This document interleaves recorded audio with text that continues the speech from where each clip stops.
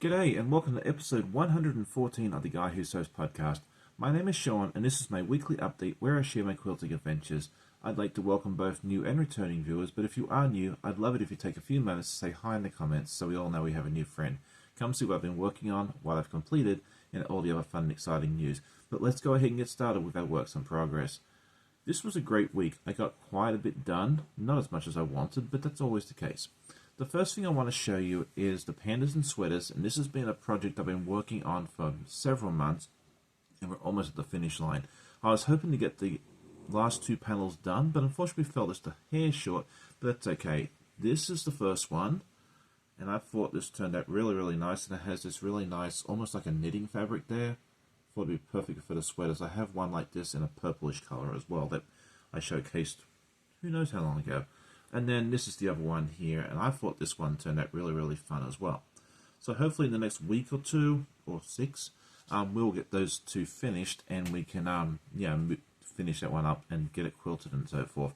The other project that I'm excited to show you is the produce section by Elizabeth Hartman. A few weeks ago I showed you the first block that I completed, which was the banana.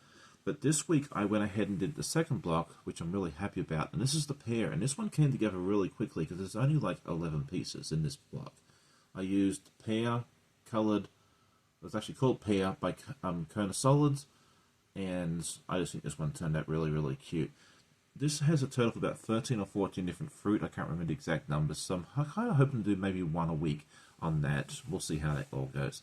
So that's what I have for my works in progress. I have a lot more to show you later on in the episode, so don't run away just yet. But now move on to our week in review. And if you're new to the channel, welcome. Thank you so much for joining me. And this is a section where I just take clips throughout the week. It's mostly of me sewing, but also of any adventures we get up to, and also some of the doggos, because everyone always loves those. So I hope you enjoy.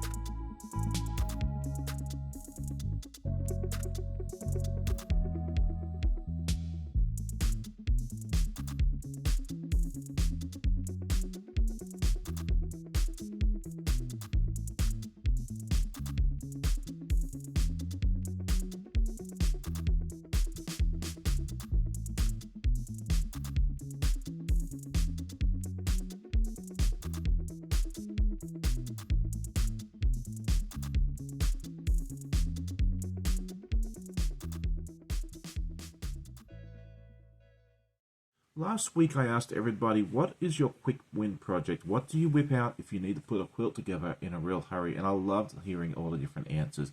I got some really good ideas, and I love what you guys come up with. This week I just wanted to ask, how often in a general week do you sew? Is it something that you do every day, a couple times a week? Are you a weekend warrior? For me, it all depends. I like to sew as many times as I can during the week, but a lot of times I come home from work and I am mentally exhausted, and I don't always have the energy to sew. So for me, some weeks I sew 3, 4, 5 times a week, and sometimes I'm a weekend warrior. It just all depends on the week. Let me know how you are in the comments. So what are my goals for this upcoming week? Well, the first thing I'd like to do is finish these poor pandas. I mean, they've been neglected for way too long, and we're so close to the finish line. I think we can get these done with a bit of luck. I'd like to get the next block of this done, and it's either going to be the strawberry or the cherry. It depends on how much time I have. I think the cherries will be a little bit easier, so more than likely we'll see the cherry next week with a bit of luck.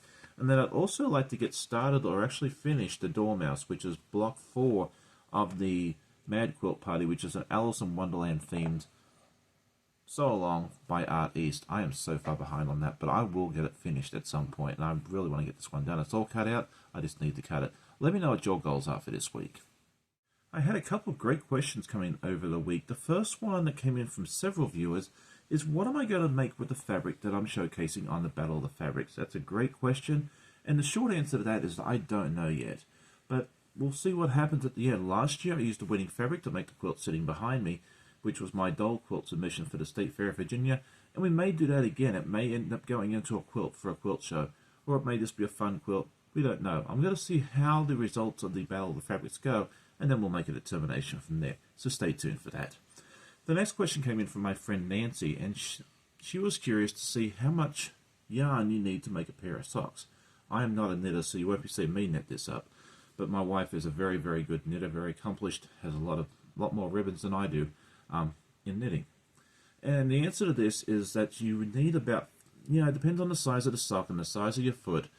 One of these skeins here, which is 100 grams or just over 3 ounces, is more than enough to do one pair of socks. If you have small feet, you might even get 2 or very close to it, especially if you use a different color or different yarn for the foot and the toe. Not foot and the toe, heel and toe. We'll get it right in a minute. So that's the questions for this week. I always love hearing your submissions, so if you have a question you'd like me to feature in a future episode, send me an email or send me a message and I'll definitely feature it in an upcoming episode. So news and events, we have a bunch going on the channel. I was ill earlier this year, and now I'm trying to play catch up. I want to get a lot of content out to you guys as quickly as possible because I don't like being behind. I hate being late for anything.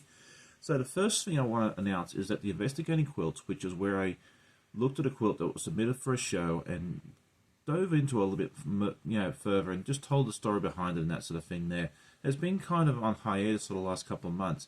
And I plan on either restoring that either this week or next. It just depends on how much time I have during the day today to get that done. The next thing I want to showcase will come out on Tuesday, and that is the Cotton Cuts Tree of Life unboxing. So you'll get to see what's inside this fun box. On Wednesday, you'll get to see the results of the wildcard round of the Battle of the Fabrics. So you'll get to see the 12 fabrics that we've been voting on over the weekend, which ones move on. And if you haven't voted, you still have time to do that. But you need to do it today because the voting will close tonight at 11:59 p.m. Eastern. Next up is I'm going to have a Sew and Chat video release on Thursday with another content creator.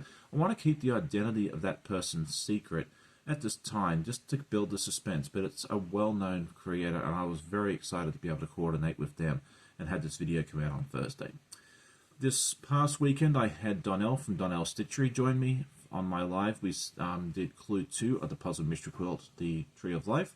And then this upcoming week, I'm very excited to have a brand new guest. Her name is Tammy, and her channel name is The Siberian Wind. And I'm very excited to have her join me as well. I've been watching her pretty much since day one, and it's going to be a lot of fun hanging out with her as well. And finally, we're going to have our next guild meeting tonight at 8 p.m. Eastern, Daylight Savings Time, because Daylight Savings started in the US and Canada today. So if you're in Australia or another country, you may need to hop on an hour earlier than you've been used to in the past. If you need the link, it should be in Discord today. And if you have trouble getting on Discord, shoot me an email and I'll just forward the link over to you as well. So now I'm excited to be able to share with you a completed block. This is going to be Clue 2 of the Tree of Life Puzzle Mystery Quilt by Cotton Cuts.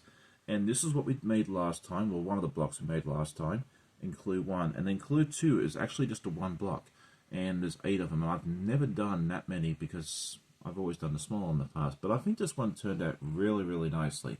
Now, my friend Jack and I had a lot of fun with this together. I ended up having to pull it out 3 separate times. So if you're doing this pattern, read the pattern very carefully and check before you sew.